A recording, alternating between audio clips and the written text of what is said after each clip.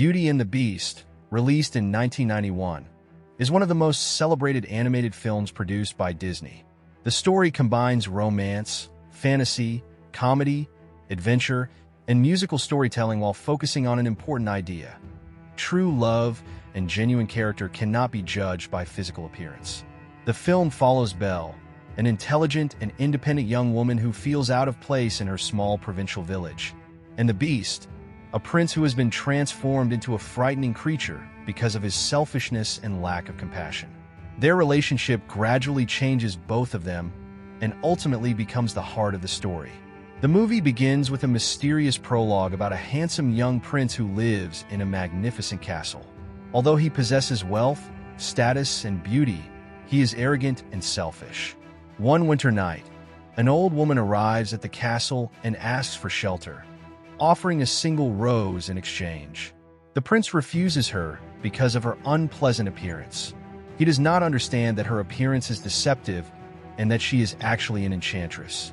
As punishment for his cruelty, she transforms him into a beast. The enchantress also places a magical curse over the entire castle. The prince's servants are transformed into household objects, including a clock, a candelabra, a teapot, a teacup, and other objects. The beast is told that he must learn to love another person and receive that person's love in return before the last petal of an enchanted rose falls.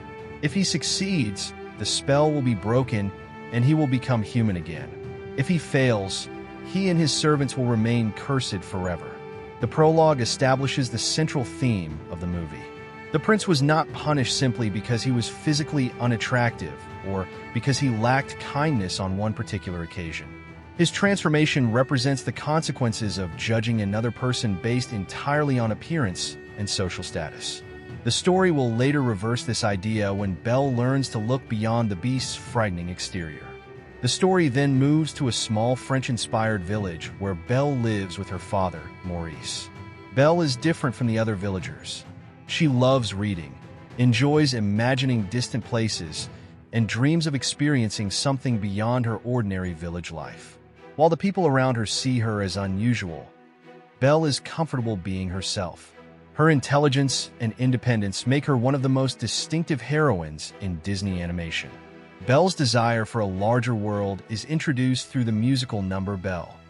The song presents the villagers' daily lives while showing that Belle feels disconnected from them. She walks through the village while reading a book, and the other villagers comment on how unusual she is. Belle wants adventure and knowledge, while the people around her are mostly satisfied with familiar routines. Among the villagers is Gaston, a physically powerful and extremely confident hunter who considers himself the ideal man. He is handsome, popular, and accustomed to receiving admiration. Gaston becomes interested in Belle because of her beauty, but he does not respect her intelligence or independence. He assumes that she will eventually accept his proposal simply because he is considered desirable by everyone else. Belle, however, has no interest in Gaston. She recognizes that his personality is arrogant and self-centered. When Gaston attempts to impose himself on her, she rejects him. This establishes another important contrast in the story. Gaston represents someone who is attractive on the outside but ugly in character, while the beast appears frightening on the outside but gradually reveals kindness within. Meanwhile, Maurice leaves the village to take his invention to a fair. During his journey, he becomes lost in a forest and eventually discovers the beast's castle. Looking for shelter, Maurice enters the castle, where the enchanted servants welcome him despite the beast's anger. The castle's inhabitants have been waiting for someone who might break the curse, but Maurice's arrival does not initially seem to offer that possibility. When the beast discovers Maurice inside the castle, he becomes furious. He believes that Maurice has entered his home without permission and imprisons him. Maurice does not understand why the creature is behaving this way. He only knows that he is now trapped. Back in the village, Belle realizes that her father is missing. She goes searching for him and eventually discovers the castle. When she finds Maurice imprisoned, she begs the beast to release him. She offers to take her father's place as the prisoner. The beast accepts the exchange. Maurice is allowed to return to the village, while Belle remains inside the castle. This moment is extremely important because it demonstrates Belle's willingness to sacrifice her freedom for someone she loves. At the beginning of the movie, she dreams of adventure, but she never imagined that her first great adventure would involve becoming a prisoner in an enchanted castle. After Maurice leaves, Belle begins exploring the castle. The enchanted servants try to make her feel welcome, although the beast has warned them not to interfere. Lumiere, the cheerful candelabra, and Cogsworth, the nervous clock, are particularly important characters. Mrs. Potts, the kind-hearted teapot, also tries to reassure Belle. The servants provide much of the movie's humor and warmth. They are not simply comic characters. They are victims of the same curse that transformed the beast. Their futures are directly connected to his ability to change. Belle initially refuses to have dinner with the beast. She is frightened and angry because she has been forced to stay in the castle. The beast, meanwhile, struggles with his emotions. He wants Belle to stay, but he does not know how to communicate with her properly. This is one of the central conflicts of the movie. The beast may have good qualities buried within him, but he has not yet learned how to express them. As the story progresses, Belle discovers the castle and eventually finds the enchanted rose. She understands that something unusual is happening, although she does not immediately know the complete story behind it. The beast becomes increasingly frustrated because he wants Belle to like him, but continues behaving aggressively. His servants encourage him to become more patient and considerate. Eventually, the beast begins to change. One of the most important turning points occurs when Belle tries to leave the castle after becoming frightened. She runs into the forest and is attacked by wolves. The beast follows her and rescues her from the animals. During the rescue, he is injured. Belle could simply abandon him, but instead she chooses to help him. This moment begins the transformation of their relationship. Belle brings the beast back to the castle and takes care of his wounds. Although their relationship is still complicated, she begins to see that there is more to him than his frightening appearance. The beast also begins to understand that kindness and consideration can create a connection that fear and anger cannot. From this point forward, the relationship develops gradually. The famous song "Something There" expresses this change. Belle starts to notice that the beast has become more gentle, while the beast begins to understand that Belle may care about him. Neither of them suddenly falls in love. Their relationship develops through shared experiences and small acts of kindness. This gradual development is one of the strongest aspects of the film. The beast eventually gives Belle access to the castle's enormous library. This is an especially meaningful moment because Belle loves books and knowledge. The beast realizes what makes her happy and gives her something that matters to her. The library symbolizes the beast's willingness to put Belle's interests above his own desires. Belle is delighted by the enormous collection of books. She begins reading and spending more time with the beast. Their conversations become less hostile, and they start discovering that they have things in common. The servants notice the change immediately. The castle itself seems to come alive with optimism.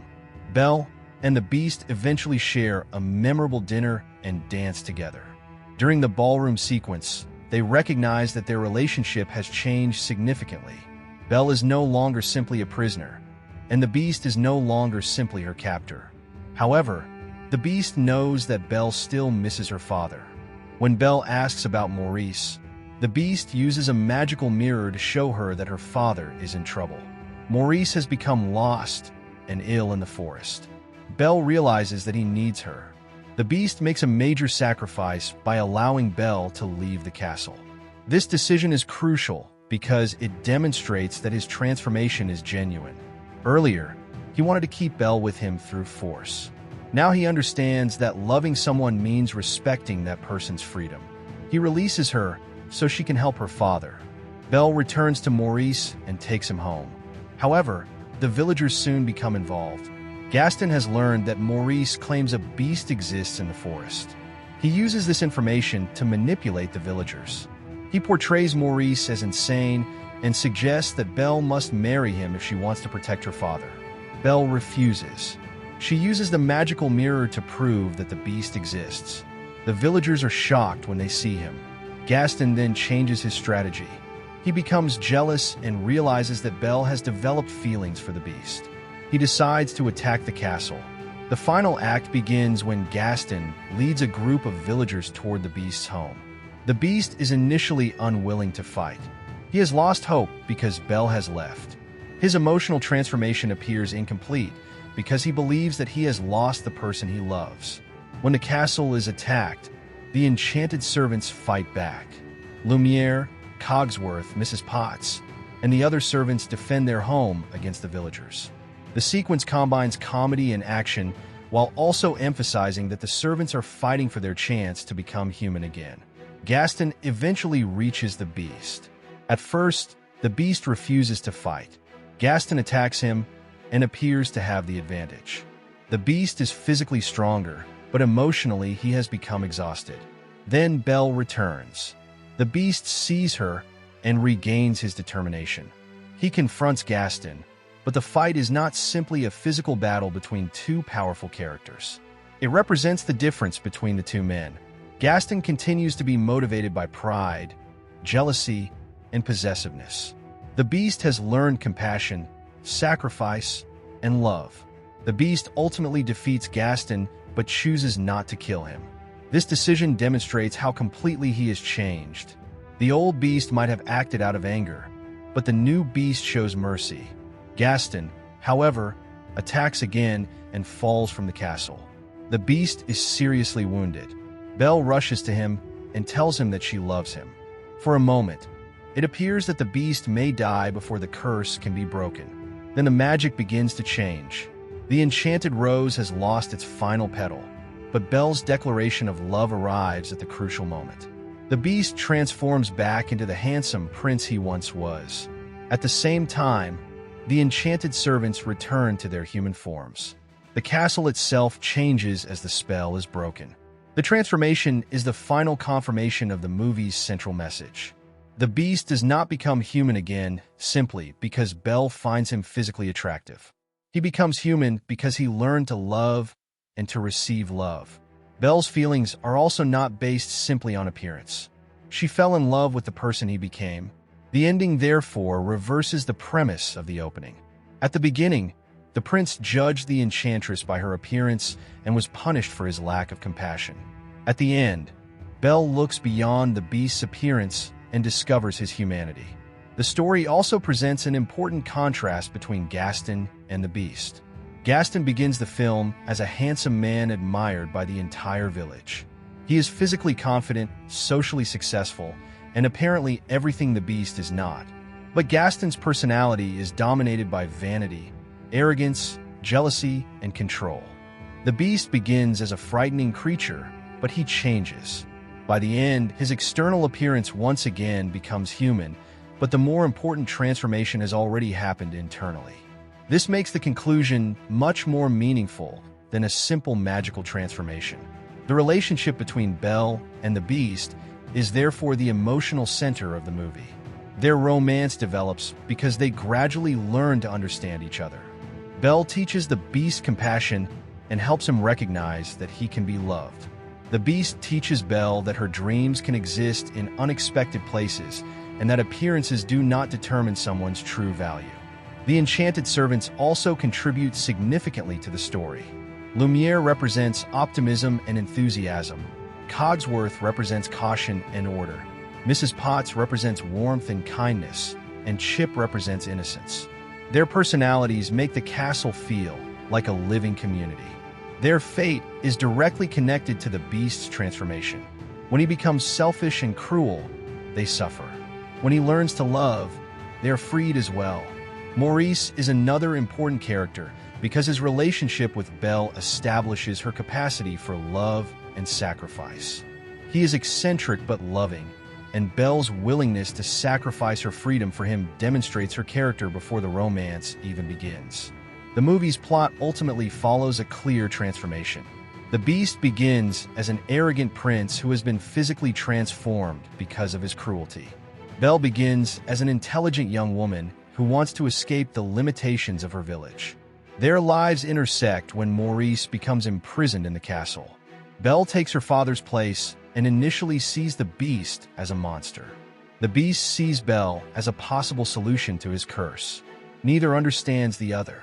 Through conflict, danger, conversation, and shared experiences, their relationship changes. Belle begins to recognize the goodness within the beast. The beast learns to respect Belle's freedom. He eventually releases her, even though doing so could mean remaining cursed forever. Belle returns because she has developed genuine feelings for him. Their love breaks the curse.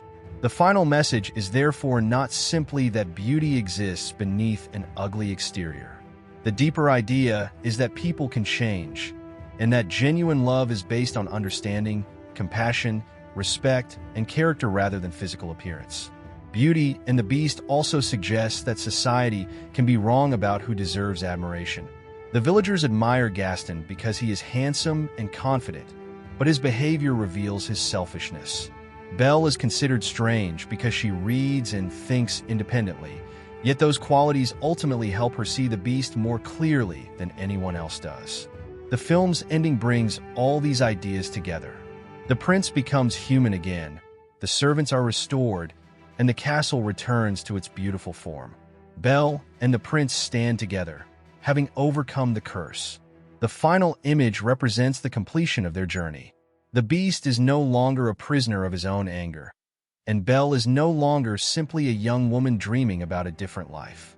They have both changed through their relationship. In the end, Beauty and the Beast is a story about looking beyond appearances, overcoming selfishness, learning to love, and allowing people the opportunity to change. The Beast's physical transformation is memorable, but his emotional transformation is far more important. He begins the story believing that power and fear can control others. He ends it understanding that love requires generosity and freedom. Belle, meanwhile, proves that being different is not a weakness. Her intelligence, curiosity, courage, and compassion allow her to recognize something that others cannot see. She does not fall in love with a monster because she ignores reality. She falls in love after discovering the human being hidden behind the monster's exterior. That is what gives the 1991 film its lasting emotional power. The central romance is surrounded by fantasy, music, comedy, action, and magic, but the underlying story is surprisingly human. It asks the audience to consider how quickly people judge others and how easily appearances can deceive us. The Beast looks like a monster but learns to behave like a human being, while Gaston looks like an ideal hero but reveals himself to be cruel and selfish. Belle becomes the person capable of recognizing this difference. Although the characters are animated, the performances of the voice cast are central to the film's success. The actors did much more than simply read dialogue. Through their voices, timing, singing, accents, emotional expressions, comic reactions, and dramatic performances, they gave personality and humanity to characters who existed only as drawings. The principal cast included Paige O'Hara as Belle, Robbie Benson as the Beast, Richard White as Gaston, Jerry Orbach as Lumiere, David Ogden Stiers as Cogsworth, Angela Lansbury as Mrs. Potts, Rex Everhard as Maurice, Jesse Cordy as LeFou, Bradley Pierce as Chip, and Joe and Worley as the wardrobe. One of the most remarkable things about the casting is that Disney selected performers who could bring a theatrical quality to the movie. Beauty and the Beast is fundamentally a musical, and many of its performers had strong backgrounds in theater and singing. Their voices had to work alongside the animation, because the audience would never see their faces. Every emotion, therefore, had to be communicated through sound. The cast also had to work with the music of Alan Menken and the lyrics of Howard Ashman, creating performances that could move naturally between spoken dialogue and elaborate musical numbers. Paige O'Hara as Belle. Paige O'Hara provides the voice of Belle, the film's central character and emotional protagonist. Belle is intelligent, independent, compassionate, curious, and somewhat different from the people around her. O'Hara's performance was essential because Belle needed to sound mature and thoughtful while still retaining the enthusiasm and vulnerability of a young woman. O'Hara was an accomplished stage performer and singer, and this theatrical background was particularly useful for Beauty and the Beast. Belle has several major musical moments, including Belle, Something There, and the title song. The actress had to make these songs feel like natural expressions of Belle's emotions rather than performances inserted into the story. In the opening village sequence, O'Hara gives Belle an energetic but slightly detached quality. Belle is surrounded by people who do not completely understand her. Through her voice, O'Hara communicates Belle's curiosity and dissatisfaction with the limited world around her. Her performance becomes more emotional after Belle enters the Beast's castle. Initially, she sounds frightened and defensive because she has been forced into an unfamiliar situation. As she gradually discovers the Beast's softer side, O'Hara subtly changes Belle's tone. Her voice becomes warmer and more relaxed, allowing the audience to hear the development of the relationship. One of O'Hara's greatest strengths is the emotional restraint in her performance. Belle does not immediately fall in love with the Beast. Instead, the voice acting suggests curiosity, concern, frustration, and eventually affection. This gradual progression makes the romance more believable. The performance also gives Belle a strong sense of independence. She is not simply waiting for someone to rescue her. She makes decisions for herself, challenges Gaston, protects her father, and eventually returns to the Beast because she genuinely cares about him. Robbie Benson as the Beast. Robbie Benson voices the Beast, one of the most challenging characters in the movie. The character begins as an angry, selfish, isolated creature and gradually becomes compassionate, generous, and capable of love. Benson had to communicate this transformation almost entirely through his voice. Unlike a normal live-action performance, he could not rely on facial expressions or body language that the audience could see directly. The animators would interpret the voice performance and create the character's movements around it. At the beginning, Benson gives the Beast a powerful, aggressive voice. His anger is immediately obvious when Maurice enters the castle. The Beast is frustrated by his curse and terrified of remaining a monster forever, but he expresses that fear through anger. As the story progresses, Benson changes the character's vocal quality. The Beast begins to sound less threatening and more uncertain. He becomes awkward when interacting with Belle because he does not know how to communicate affection. This awkwardness is extremely important. The Beast is physically powerful, but emotionally inexperienced. Benson makes him sound almost embarrassed when he attempts to be kind. One of the best examples is the Beast's effort to change his behavior for Belle. His voice suggests that he is learning how to control his anger. Instead of demanding obedience, he gradually learns patience. The emotional climax comes when the Beast releases Belle, so she can return to her father. Benson communicates sadness and resignation in this moment. The Beast knows that allowing Belle to leave could mean losing his only chance to break the curse, but he chooses her happiness over his own. That decision demonstrates his transformation more effectively than any speech could. Richard White as Gaston. Richard White provides the voice of Gaston, the film's principal human antagonist. Gaston is physically impressive, socially popular, confident, and completely convinced that he deserves admiration. White's performance intentionally exaggerates Gaston's confidence. His deep, commanding voice helps establish the character as someone accustomed to being the center of attention. In Gaston, White gets the opportunity to turn the character's arrogance into musical comedy. His powerful singing style makes Gaston seem larger than life, while the lyrics expose how self-absorbed he is. The performance is deliberately different from Robbie Benson's Beast. Gaston sounds confident almost all the time, while the Beast gradually becomes emotionally vulnerable. This contrast is central to the movie. Gaston looks like a traditional hero, but his personality is selfish.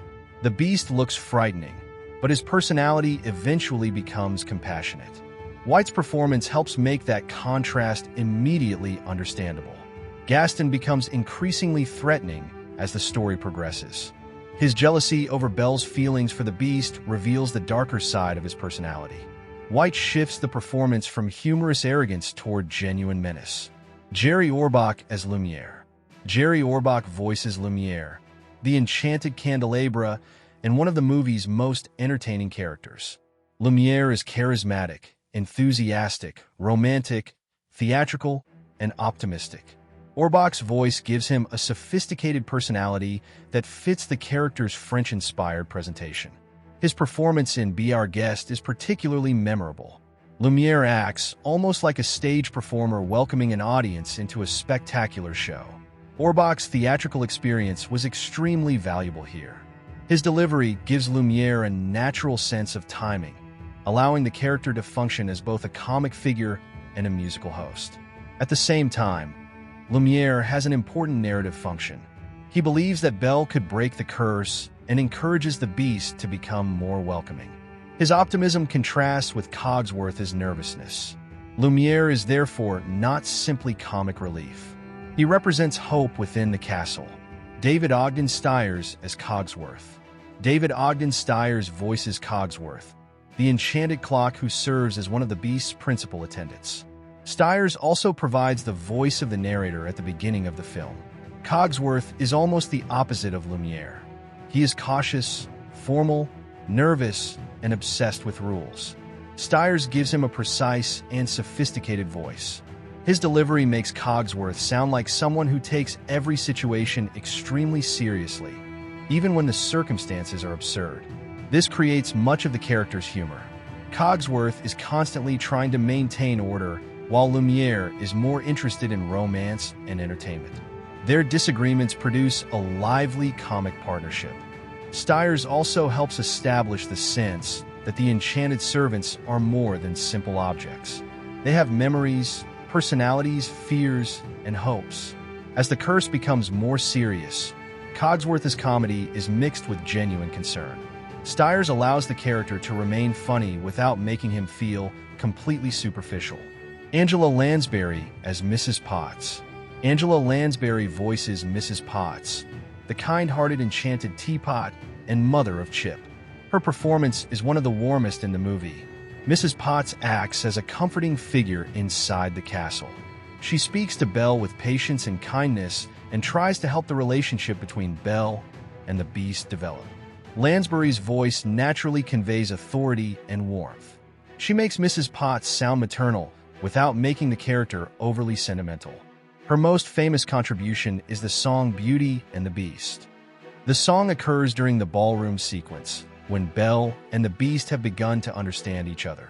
Lansbury's interpretation is gentle and emotionally mature. Rather than treating the song as a dramatic vocal performance, she presents it almost like a story being told. This quality makes the sequence feel timeless. The song became one of the defining moments of the film, and Lansbury's performance is an important reason it works so effectively. The Library of Congress record for the film specifically identifies Lansbury as the voice of Mrs. Potts and notes her performance of the title song. Rex Everhart as Maurice. Rex Everhart voices Maurice, Belle's father. Maurice is an eccentric inventor who is deeply devoted to his daughter. Although he does not receive as many musical moments as the main characters, his role is crucial to the story. Everhart gives Maurice a warm and slightly absent-minded quality. He sounds like someone who spends much of his time thinking about inventions, but is completely serious when Belle's safety is threatened. Maurice's relationship with Belle establishes an important part of her personality. Belle is willing to sacrifice her freedom for him because the audience understands that their relationship is based on genuine love. Everhart therefore helps create the emotional foundation for Belle's decision to take Maurice's place in the Beast's castle.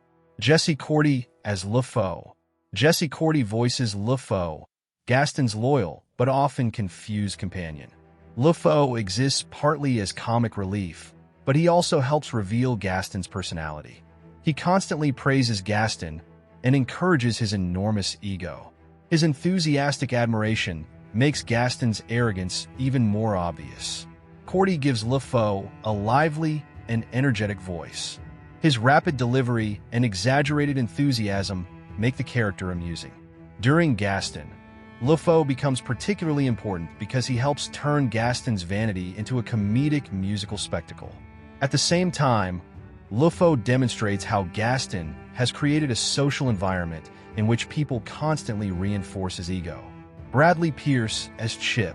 Bradley Pierce voices Chip, the young enchanted teacup and Mrs. Potts' son.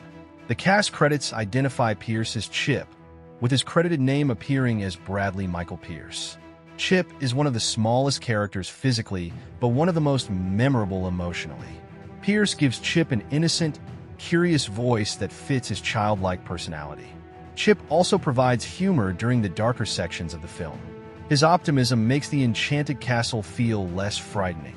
The character's innocence is important because the curse affects everyone in the castle, including the youngest inhabitants.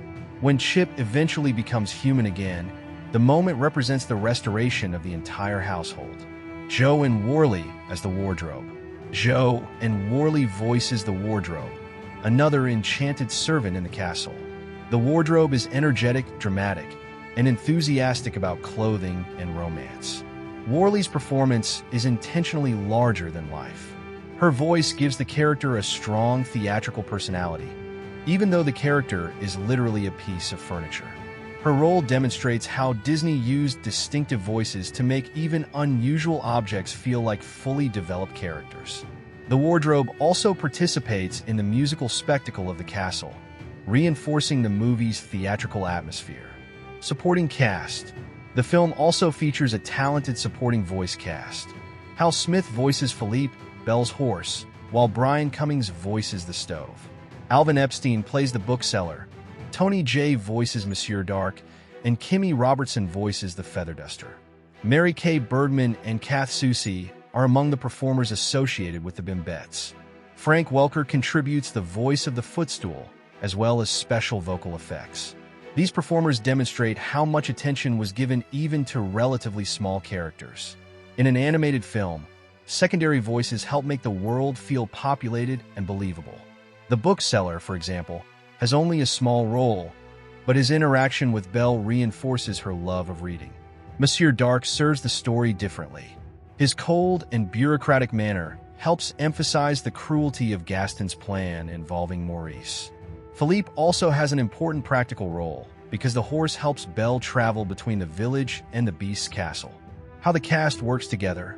The greatest strength of the voice cast is not simply the quality of individual performances, but the way they interact.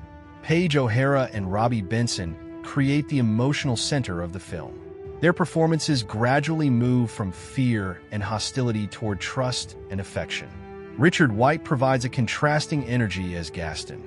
His confident and theatrical voice creates a character who seems almost invincible socially, even though his personality is deeply flawed. Jerry Orbach and David Ogden Stiers provide the comic partnership of Lumiere and Cogsworth. Their different vocal personalities prevent the castle scenes from becoming repetitive. Angela Lansbury gives the film emotional warmth, while Bradley Pierce provides childlike innocence. Rex Everhart provides the emotional motivation for Belle, and Jesse Cordy adds comic energy to Gaston's scenes. Each voice, therefore, serves a specific dramatic purpose. One of the most important aspects of Beauty and the Beast is the relationship between voice acting and animation. The actors recorded their performances before or during the animation process, allowing the animators to use vocal performances as inspiration. This is particularly noticeable with characters such as the Beast. The Beast's movements are dramatic and physically powerful, but his emotional timing is strongly connected to Benson's performance. Similarly, Lumiere's theatrical gestures and Cogsworth's nervous movements complement the voices of Orbach and Stiers.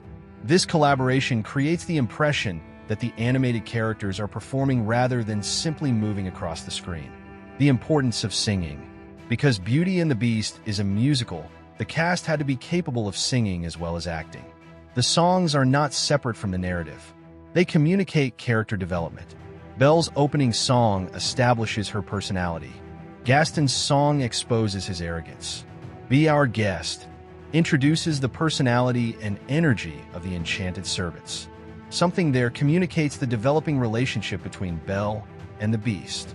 Beauty and the Beast expresses the emotional transformation of the central romance. The performers therefore needed to treat songs as extensions of their characters. The theatrical quality of the cast. A large part of the film's charm comes from the theatrical backgrounds and personalities of its performers. The voices are distinctive enough that the audience can immediately recognize who is speaking. This is especially important because animation can otherwise make characters feel visually similar. The cast avoids that problem. Lumiere sounds different from Cogsworth. Mrs. Potts sounds different from Belle. Gaston sounds completely different from the Beast. This vocal individuality strengthens the visual design. Emotional performance of the Beast and Belle. The central performances deserve particular attention because the movie depends on the audience believing that Belle and the Beast can genuinely fall in love. O'Hara's Belle begins with confidence, but also loneliness. She wants something beyond the life available in her village. Benson's Beast begins with anger and isolation.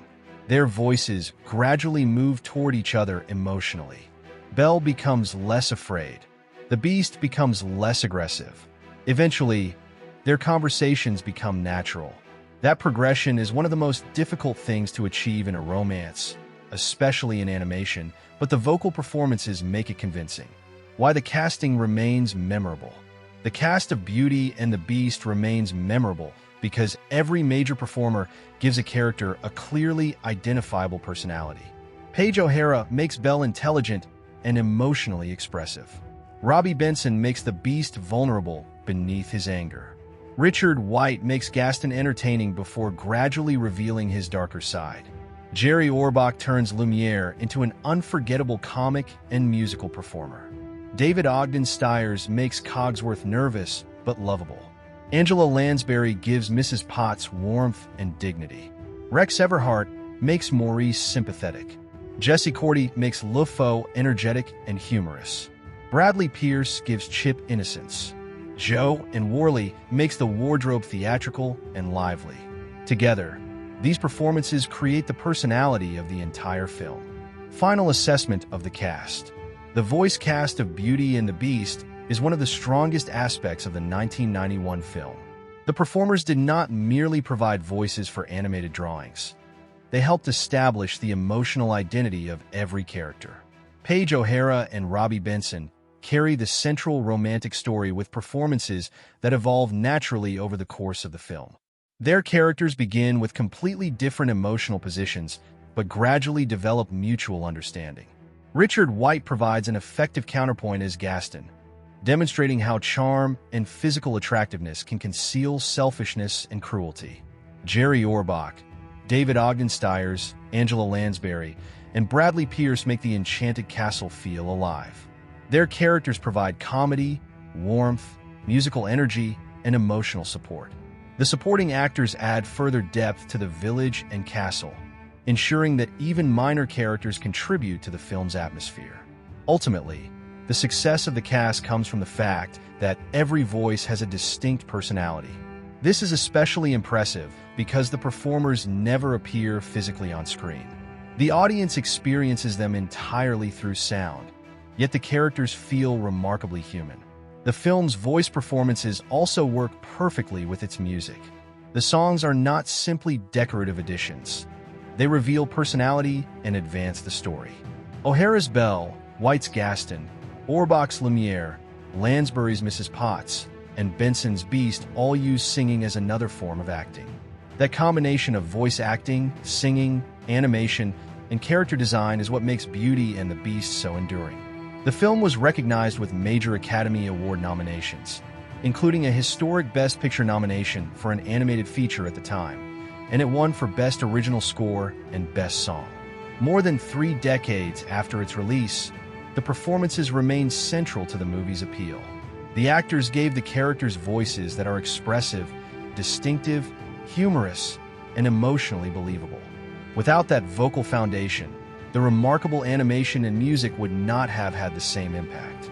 Disney's Beauty and the Beast, released in 1991, is often remembered for its memorable characters, emotional story, beautiful songs, and groundbreaking animation.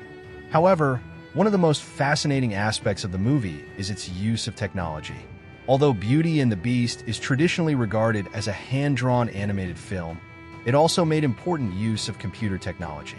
The filmmakers combined traditional 2D animation with computer-generated imagery, digital compositing, sophisticated camera movements, and carefully designed visual effects. The result was a film that looked traditionally animated while simultaneously pushing Disney animation toward a new technological era. It is important to clarify that the CGI in Beauty and the Beast is very different from the CGI seen in modern movies. Contemporary films can create entire characters, environments, creatures, and worlds using highly detailed 3D computer graphics.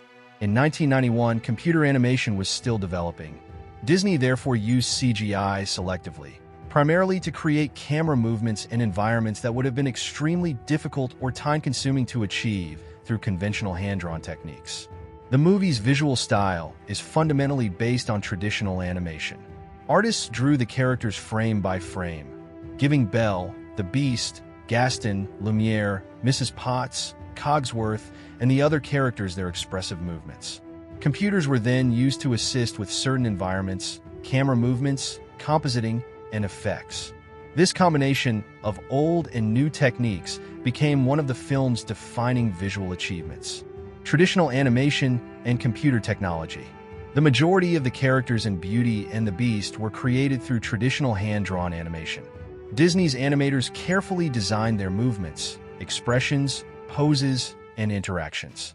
The Beast in particular required an enormous amount of artistic work because he had to look physically powerful while still being capable of expressing subtle emotions. Belle also required sophisticated animation because she is present in many different environments and has to transition naturally between ordinary human movement and musical choreography. The computer technology did not replace the animators. Instead, it became a tool that helped them create shots that were difficult to accomplish using conventional methods. This distinction is important when discussing the movie's CGI. Beauty and the Beast is not a fully computer-animated movie. It is a traditionally animated movie that incorporates computer-generated elements and digital techniques. The ballroom sequence. The most famous example of CGI in the film is the ballroom sequence. Belle and the Beast dance together in the enormous ballroom while the camera moves around them. This scene became famous because the filmmakers used computer-generated background imagery to create a sense of three-dimensional space. The ballroom itself has a huge scale. Its floor, walls, pillars, chandeliers, ceiling, and windows create a grand environment. Instead of drawing every possible camera angle completely by hand, Disney artists created a computer-generated environment that could be used to establish perspective and movement. The characters remained traditionally animated. This combination produced an extraordinary visual effect. Belle and the Beast appear to exist within a three-dimensional environment, even though they are traditionally animated characters. The moving camera. The ballroom scene is particularly impressive because of the camera movement. The camera does not simply remain stationary while Belle and the Beast dance. It moves through the space, changing the viewer's perspective. At certain moments, the camera moves around the characters and reveals the enormous scale of the ballroom. In traditional 2D animation, complex camera movements can require enormous amounts of artwork. Every background layer and character position must be carefully coordinated. Computer technology made it possible to construct a virtual camera within a digital environment. The filmmakers could therefore move the camera through the ballroom while maintaining consistent perspective. This was one of the most significant technological achievements of the film. The sense of three-dimensional space. The ballroom sequence works because the filmmakers create a convincing illusion of depth. The floor appears to extend into the distance. The walls recede naturally. The chandelier hangs above the characters. The camera can move through the space without making the environment appear flat. Traditional animation often creates depth through perspective drawings, overlapping objects, lighting, and changes in scale. Beauty and the Beast combined these techniques with computer-generated environments. The result is a hybrid visual style. The characters look like traditional Disney animation, while the environment sometimes feels like a three-dimensional digital space. The CAPS digital system. Another important technological element associated with the production was Disney's computer animation production system, commonly known as CAPS. CAPS was developed to help Disney move from traditional photographic processes toward digital production and compositing. The system allowed artwork to be scanned and processed digitally, making it easier to combine different layers, colors, backgrounds, and animated elements. This was particularly valuable for a movie as visually complicated as Beauty and the Beast. Instead of depending entirely on physical animation cells and traditional camera photography, digital processes allowed artists and technicians to manipulate visual elements more efficiently. The transition toward digital production would become increasingly important for Disney during the 1990s. Digital compositing. Compositing is the process of combining multiple visual elements into a single image. In traditional animation, characters, backgrounds, effects, and other elements might be photographed together using physical layers. Digital compositing provided much greater flexibility. For Beauty and the Beast, digital techniques could help combine hand-drawn characters with computer-generated environments. This was especially useful for scenes requiring complicated camera movements. The ballroom is the clearest example, but the broader production benefited from the ability to manipulate different visual layers. Lighting is extremely important in Beauty and the Beast. The movie contains warm village scenes, dark forests, candlelit interiors, dramatic castle sequences, and the glowing enchanted rose. Because the film is animated, lighting must be designed rather than simply captured with a camera. The artist created highlights, shadows, reflections, and color changes manually and digitally. The Beast's appearance is particularly dependent on lighting. His fur must appear dimensional and expressive rather than like a flat drawing. Different lighting conditions affect how his face, body, and fur are perceived. The Enchanted Rose. The Enchanted Rose is one of the most important visual elements in the movie. Its petals gradually fall as the curse's deadline approaches. The rose itself is visually simple, but it carries enormous narrative importance. The filmmakers had to make it look magical without making it visually distracting. Its glass enclosure, glowing appearance, delicate petals, and relationship to the passage of time all contribute to the atmosphere. The visual presentation of the rose helps establish the supernatural nature of the Beast's curse. It also functions as a visual countdown. Every falling petal reminds the audience that the Beast has limited time to change. The castle as a visual effects environment. The Beast's castle is another major visual achievement. It combines Gothic architecture, fantasy design, elaborate interiors, magical objects, and constantly changing moods. The exterior is imposing and mysterious. The interior is simultaneously beautiful and frightening. Although much of the castle was traditionally designed and animated, computer-assisted techniques helped the filmmakers create complex perspectives and camera movements. The architecture also allows the animators to create a sense of scale. Large doors, staircases, windows, halls, and the ballroom make the Beast's home feel much larger than the small village where Belle begins her story. The transformation sequence. The Beast's transformation at the end is another important visual sequence. After Belle tells the Beast that she loves him, the magical curse is broken. The Beast rises into the air and begins transforming into the prince. This sequence combines traditional animation, special effects animation, lighting, glowing energy, and carefully designed movement. The transformation is deliberately dramatic. The Beast's body appears to dissolve and change through magical energy rather than through a simple physical metamorphosis. Light surrounds him, creating a sense that the curse is being removed. The effect needed to feel magical rather than mechanical. The floating Beast. During the transformation, the Beast rises above the floor. This creates an unusual movement for a traditionally animated character. The filmmakers use glowing effects, flowing shapes, and changing colors to make the transformation feel supernatural. The movement also contrasts with the Beast's physical presence earlier in the movie. Throughout most of the film, the Beast is heavy and powerful. His movements emphasize his enormous body. During the transformation, he becomes almost weightless. This visual change symbolizes his liberation from the curse. The enchanted servants. The enchanted household objects also presented a special animation challenge. Lumiere is a candelabra, Cogsworth is a clock, Mrs. Potts is a teapot, and Chip is a teacup. Their bodies are fundamentally objects rather than human figures. The animators had to make them expressive without changing their physical identity. For example, Lumiere's arms are candle branches, while Cogsworth's body is essentially a clock. The characters' movements therefore rely heavily on exaggeration. Their animation is not necessarily CGI, but it demonstrates the same kind of visual problem that modern visual effects artists face when making non-human objects behave like characters. Lumiere's flame. Lumiere's flame is a small but important visual effect. The flame moves constantly and provides the character with an expressive feature.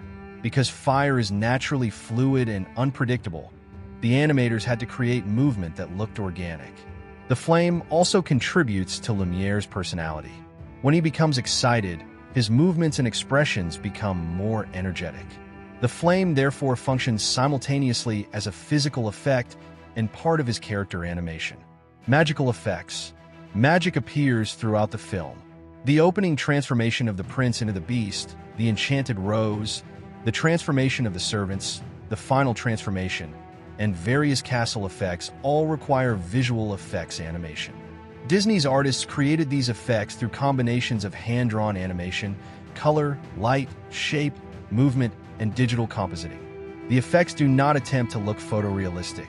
Instead, they follow the artistic language of traditional Disney animation. This is important because realistic effects would not necessarily fit the film's fairy tale style. The opening stained glass sequence. The opening sequence uses stained glass imagery to tell the story of the prince and the curse. This sequence is visually different from the main animation. The stained glass windows provide a storybook quality. Light passing through the colored glass creates a sense of history and legend. The technique also immediately establishes that the story is a fairy tale. Rather than beginning with a conventional animated action sequence, the movie presents its mythology through stylized artwork. The stained glass imagery became one of the film's most recognizable visual elements. The forest. The forest sequences create a strong contrast with Belle's village. The forest is darker, more dangerous, and less predictable. The beast's castle is hidden within this environment, making it seem like another world. The animators use shadows, mist, color, and perspective to create a sense of isolation. When Maurice travels through the forest, the environment becomes increasingly threatening. The wolves also introduce fast movement and dramatic action. Their animation is traditional, but the combination of motion, lighting, and compositing gives the sequence a cinematic quality. The wolf attack is one of the film's more dynamic sequences. Maurice becomes surrounded by wolves, creating a sense of danger. The wolves move rapidly through the forest, and the camera follows the action through different angles. The animators had to maintain believable anatomy and movement while still preserving the exaggerated style of animated cinema. The sequence eventually leads to Belle and the Beast's first major interaction. The Beast fights the wolves and saves Belle, which also begins his emotional transformation. Effects in the Be Our Guest sequence. Be Our Guest is one of the film's largest visual spectacles. The castle servants transform dinner into an enormous musical performance. Plates, dishes, food, napkins, cutlery, candles, and other objects move in coordinated choreography. This required extremely detailed animation.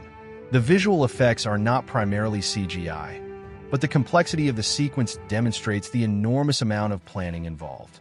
The animators had to coordinate dozens of moving elements with music and choreography.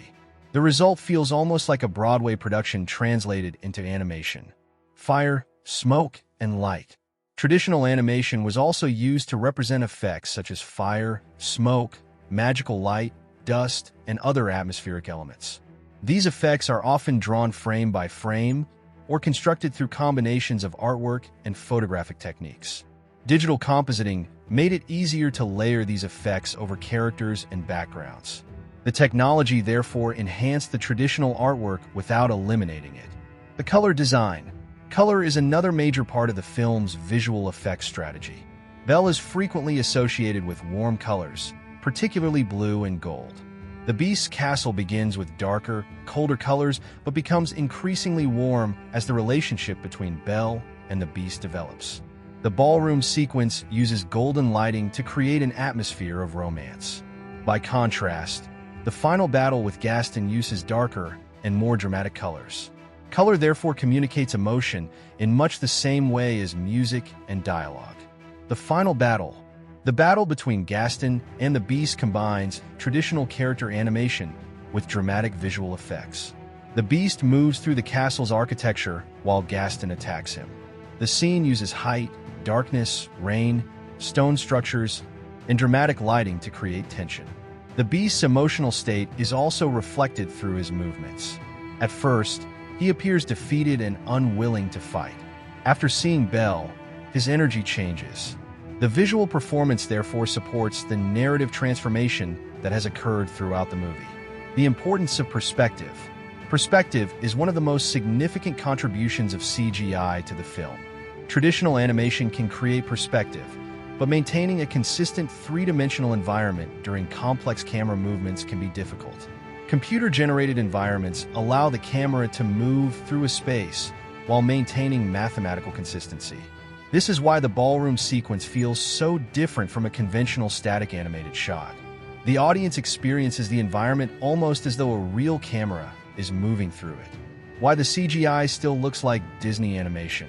One of the achievements of Beauty and the Beast is that its CGI does not overwhelm the hand-drawn artwork. The computer-generated elements are integrated into the traditional style. The characters remain expressive and painterly. The backgrounds maintain the artistic qualities associated with Disney animation. The technology is used to support the storytelling rather than to advertise itself. This is particularly important because excessive use of early CGI could sometimes produce a visually artificial appearance. The filmmakers used it selectively. Technological importance. The technological work on Beauty and the Beast helped demonstrate that traditional animation and computer technology could coexist. The movie arrived during an important period of transition in animation. Computer graphics were becoming increasingly capable, while hand-drawn animation remained the dominant technique for major Disney productions. The film showed that computers could enhance traditional animation without necessarily replacing artists. This approach became increasingly important during the 1990s. Influence on later animation. The techniques explored in Beauty and the Beast helped establish a direction for future animated films. Disney continued developing digital production methods, while other studios also experimented with computer-assisted animation and fully computer-generated films. The ballroom sequence became particularly famous because it demonstrated how a computer-generated environment could create cinematic camera movement within a traditionally animated movie. This approach influenced how animators thought about space and camera movement. VFX versus CGI in the film. It is useful to distinguish between VFX and CGI when discussing Beauty and the Beast. CGI refers specifically to imagery generated by computers. VFX is a broader term that includes visual manipulation and effects created through various techniques. In Beauty and the Beast, many visual effects are hand-drawn rather than computer-generated. Magical energy, fire, smoke, lighting, transformations, and other effects were often created by animation artists. The CGI was used selectively, particularly for complex environments and camera movements. Therefore, describing the entire movie as a CGI production would be inaccurate. Overall visual achievement. The visual achievement of Beauty and the Beast comes from the combination of artistic craftsmanship and emerging technology. The film did not abandon traditional animation. Instead, it expanded what traditional animation could accomplish. Artists could create expressive characters by hand while computers helped create environments with greater spatial complexity. This allowed Disney to achieve shots that felt more cinematic and dynamic. The technology remained largely invisible to the audience, which is arguably one of its greatest successes. Conclusion. Beauty and the Beast, 1991, is a landmark in animation not because it was completely computer-generated, but because it successfully combined traditional hand-drawn animation with emerging computer technology. The most famous example is the ballroom sequence, where traditionally animated Belle and the Beast move through a computer-generated three-dimensional environment. The camera travels around them, creating an unusually strong sense of depth and cinematic movement for a hand-drawn animated film. Digital systems such as CAPS also represented an important step toward the future of animation. Digital compositing allowed artists and technicians to combine characters, backgrounds, lighting, effects, and computer-generated environments more efficiently. These techniques gradually helped Disney transition from traditional photographic animation toward increasingly digital production.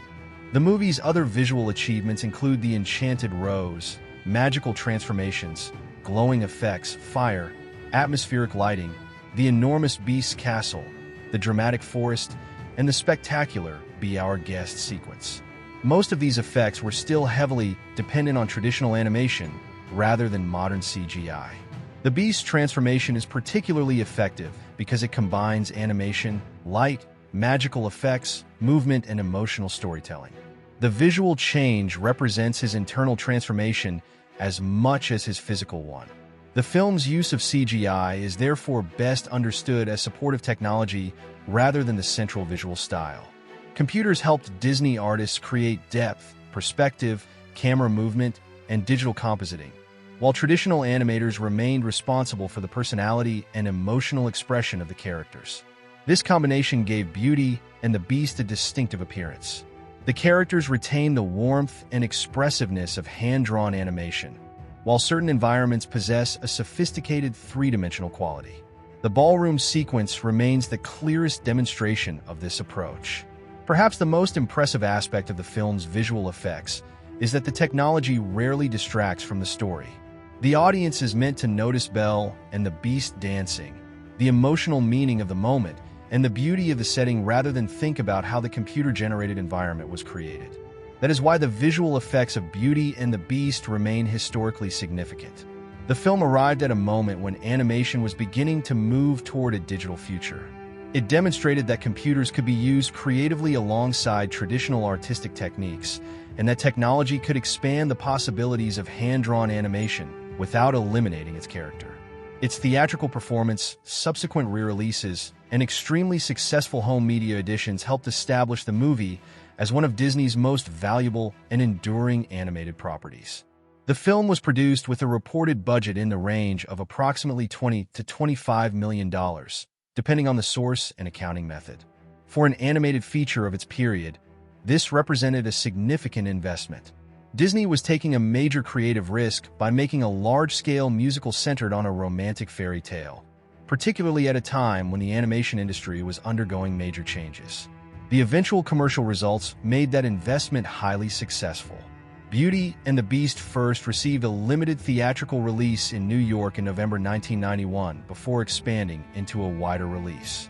Its general theatrical rollout placed the film alongside major live-action movies competing for audiences during the holiday season. The strategy worked extremely well because families, children, teenagers, and adults all found reasons to see the film. During its original theatrical run, the movie opened strongly. It earned approximately $9.6 million during its opening weekend according to commonly reported box office figures. That was an impressive result for an animated feature at the time.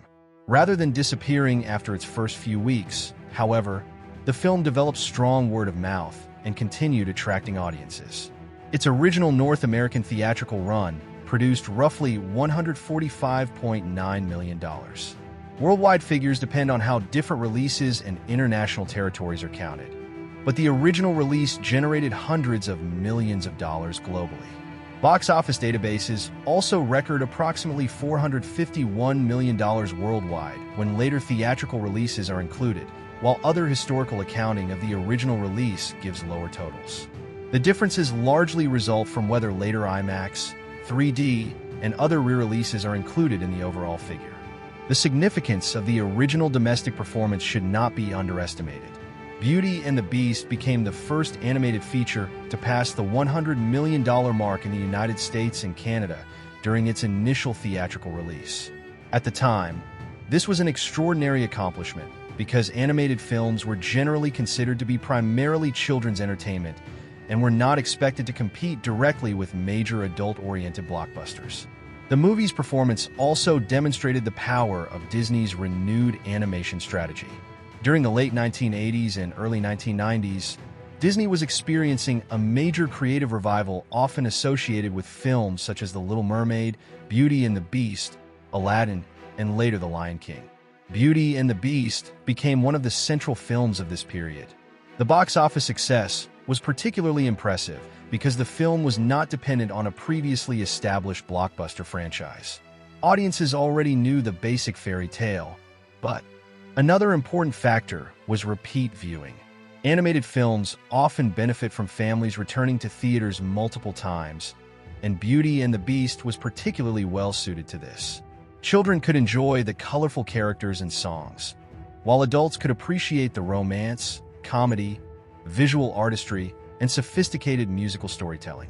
The film's Academy Award recognition also helped its commercial reputation. It became the first animated feature to receive a Best Picture nomination at the Academy Awards, an extraordinary achievement at the time. It received several nominations and won awards for its original score and the song Beauty and the Beast.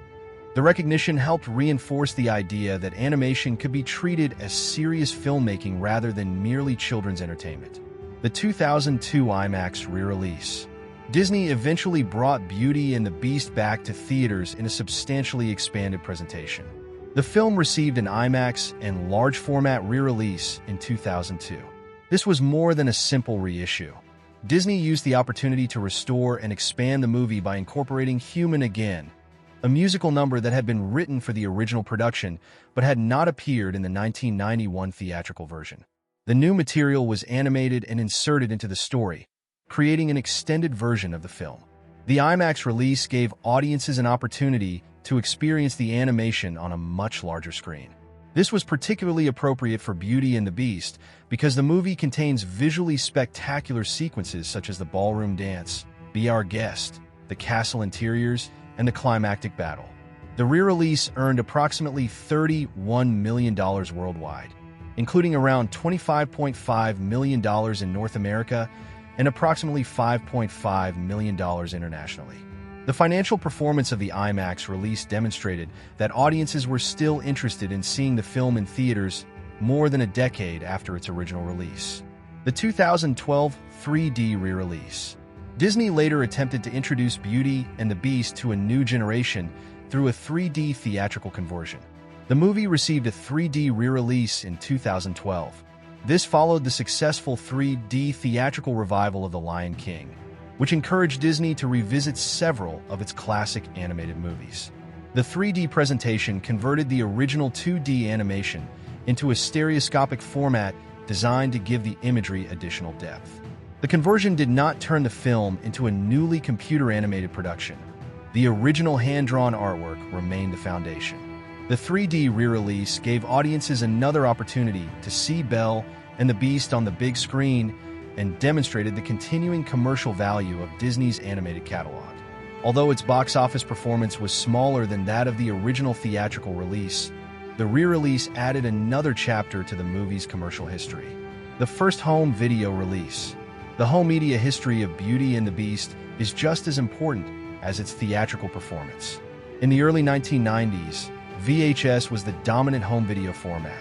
Disney released Beauty and the Beast on VHS in the United States and Canada on October 30th, 1992, as part of the Walt Disney Classics line. The film was also made available on other formats associated with the period, including Laserdisc. This home video release came relatively soon after the theatrical success of the movie, allowing families who had seen the film in cinemas to purchase it for repeated viewing. The release was enormously successful. By October 1993, the VHS had reportedly sold around 20 to 22 million units in the United States and Canada. International home video sales were also extremely strong, with millions of additional copies sold. These numbers illustrate just how important home video was to Disney's business model. Theatrical box office revenue was only one part of the movie's financial life. Once the film moved into homes, it could generate additional revenue through VHS sales and rentals while simultaneously strengthening its status as a family classic. The Disney Vault strategy. An important feature of Disney's home media strategy during this period was the so-called Disney Vault. Disney would release major animated classics for a limited period and then remove them from the market for several years. This created scarcity and encouraged families to purchase the films when they were available. Beauty and the Beast was placed under this type of limited availability strategy after its initial home video release. The approach became extremely effective for Disney. Parents who had grown up with Disney animation could purchase the films for their own children, while younger generations were introduced to the same stories.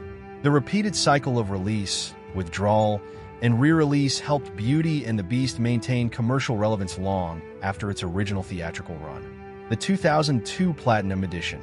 The next major home media milestone arrived in 2002. On October 8, 2002, Disney released Beauty and the Beast on VHS and, for the first time in the United States, DVD as a major special release. This edition was marketed as a Platinum Edition and was associated with the expanded version that had been shown in IMAX theaters. The 2-disc DVD was particularly significant because DVD technology was rapidly replacing VHS as the preferred home entertainment format. Rather than simply transferring the movie to DVD, Disney treated the release as a premium collector's edition. The DVD included multiple versions and extensive supplementary material. Among the available presentations was the extended version containing Human Again, as well as the original theatrical version. A work-in-progress version connected to the film's earlier development was also included. This made the release attractive not only to families but also to animation enthusiasts and collectors. The inclusion of production material reflected the growing popularity of DVD bonus features. Viewers were increasingly interested in seeing how animated movies were made, learning about the artists, listening to commentary, and exploring deleted or alternative material. VHS and DVD together. The 2002 release also demonstrates the transitional period in home entertainment.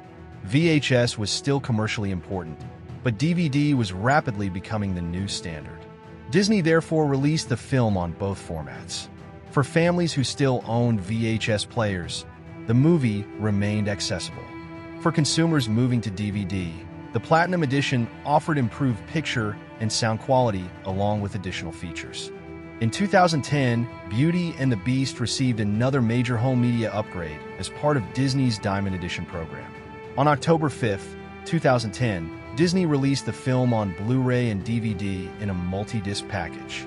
This represented the movie's first high-definition home video release. The timing was significant. Blu-ray was becoming the premium physical media format, offering substantially greater image and sound quality than DVD. For a movie as visually detailed as Beauty and the Beast, high-definition presentation was particularly valuable. The film's hand-drawn artwork, backgrounds, character details, colors, and effects could be displayed with greater clarity. The Diamond Edition also continued Disney's strategy of offering multiple versions and supplementary material. The release included the original theatrical version and expanded material, along with additional content designed to appeal to collectors and longtime fans. The Blu-ray proved commercially successful. During its first week, the release reportedly sold more than 1 million Blu-ray units, demonstrating that the movie continued to have substantial consumer demand nearly 2 decades after its original theatrical debut. Later Blu-ray and digital-era releases. As physical media continued to evolve, Disney released additional editions of Beauty and the Beast. A Blu-ray 3D version appeared in 2011, corresponding with the film's broader 3D revival. Later, the movie was issued in additional Blu-ray and DVD editions associated with anniversary and collector campaigns. These releases were not necessarily new versions of the movie in terms of storytelling.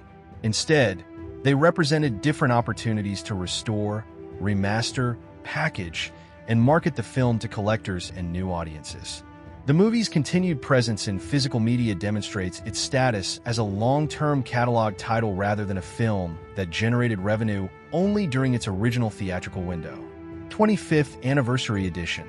The 25th anniversary of Beauty and the Beast provided another opportunity for Disney to market the film. A new anniversary edition was released in 2016 as part of Disney's continuing effort to keep major animated classics available in updated formats. Anniversary releases are important for Disney because they appeal to 2 different audiences. Older viewers who saw the film when it was originally released can purchase a new edition as a nostalgic collectible. At the same time, younger viewers can discover the movie through the same release. This creates a cycle in which the film effectively introduces itself to a new generation every few years.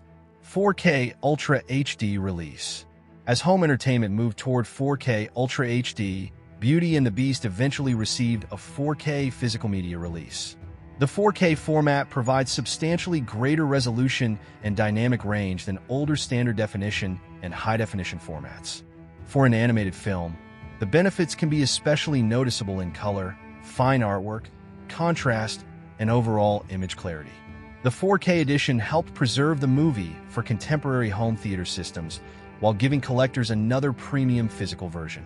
Home media and long-term value.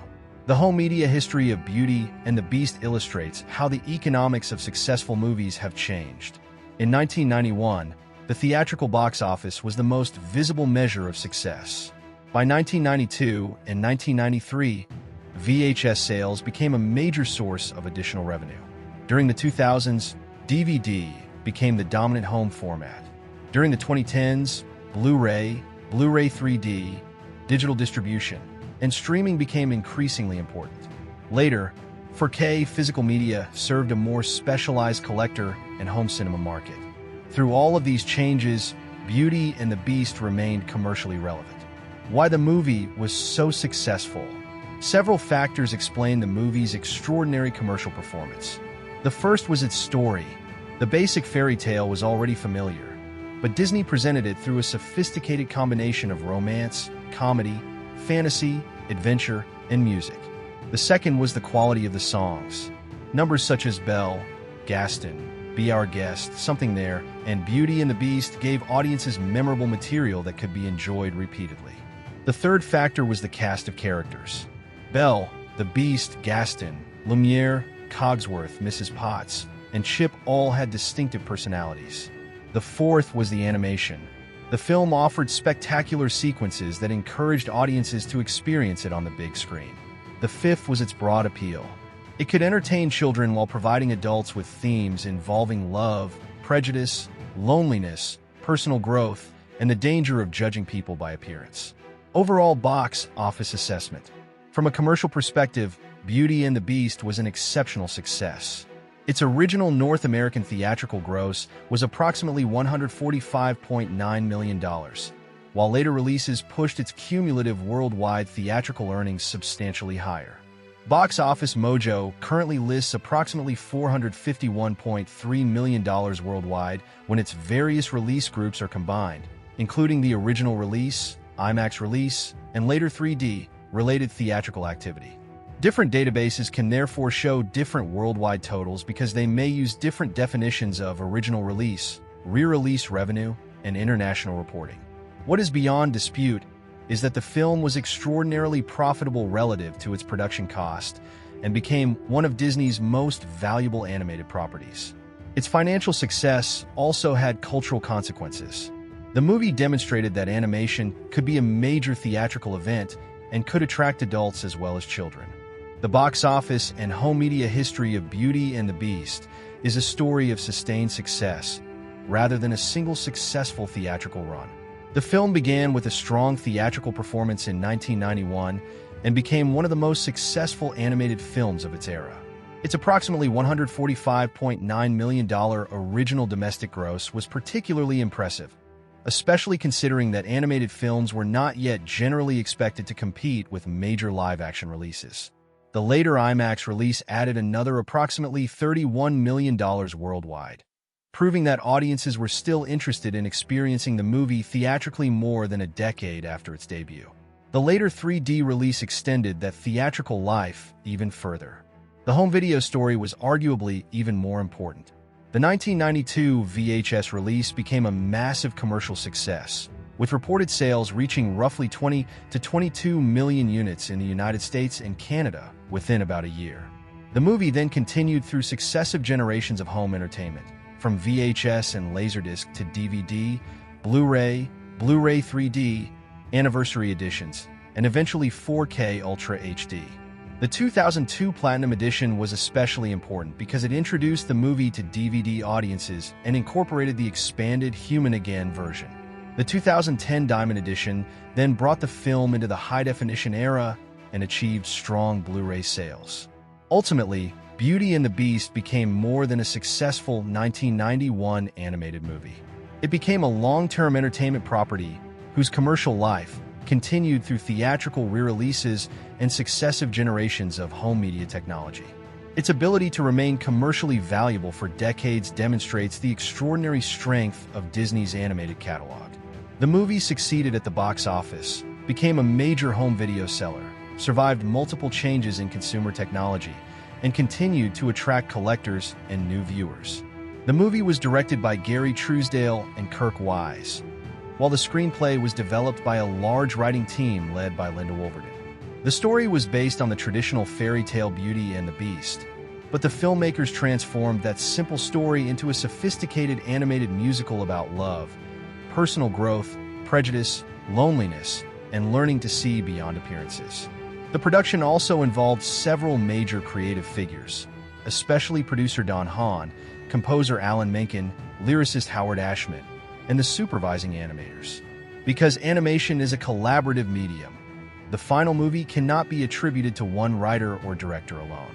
However, Truesdale, Wise, and Wolverton played particularly important roles in shaping the film's narrative, characters, tone, and dramatic structure. Gary Truesdale as director. Gary Truesdale served as one of the two directors of Beauty and the Beast. Before becoming a major Disney director, Truesdale had worked in animation and visual development. His experience helped him understand how to translate story ideas into visual sequences. As director, Truesdale's job was not simply to decide where characters should stand. Animated filmmaking requires the director to coordinate story development, character animation, music, backgrounds, layouts, editing, visual effects, and voice performances. Every movement has to be planned because nothing is captured spontaneously with a camera. Truesdale helped establish the movie's visual identity. The film needed to feel like a fairy tale while also having the emotional sophistication of a dramatic musical. The castle had to appear mysterious and frightening at first, but gradually become warmer as Belle and the Beast developed their relationship. The director also had to balance several different tones. Beauty and the Beast contains romance, comedy, suspense, action, tragedy, and musical spectacle. If any one element became too dominant, the movie could lose its emotional balance. Truesdale helped maintain that balance throughout the production. Kirk Wise as co-director. Kirk Wise shared directing duties with Gary Truesdale. Wise was already part of Disney's animation team and became an important creative figure during the studio's animation renaissance. The partnership between Truesdale and Wise was particularly effective because they could collaborate closely on story and visual decisions. Animated films require thousands of creative choices, so having two directors allowed them to divide responsibilities while maintaining a consistent artistic vision. Wise's work helped shape the character-driven aspects of the movie. One of the greatest challenges was making the relationship between Belle and the Beast believable. The Beast begins the movie as an angry and selfish character. Belle initially fears and dislikes him. The directors therefore needed to create a gradual emotional progression rather than suddenly making the characters fall in love.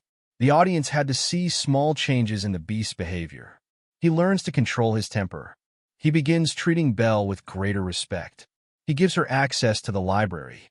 He learns to let her make her own decisions. Eventually, he releases her so she can return to her father. These developments create the foundation for the romance.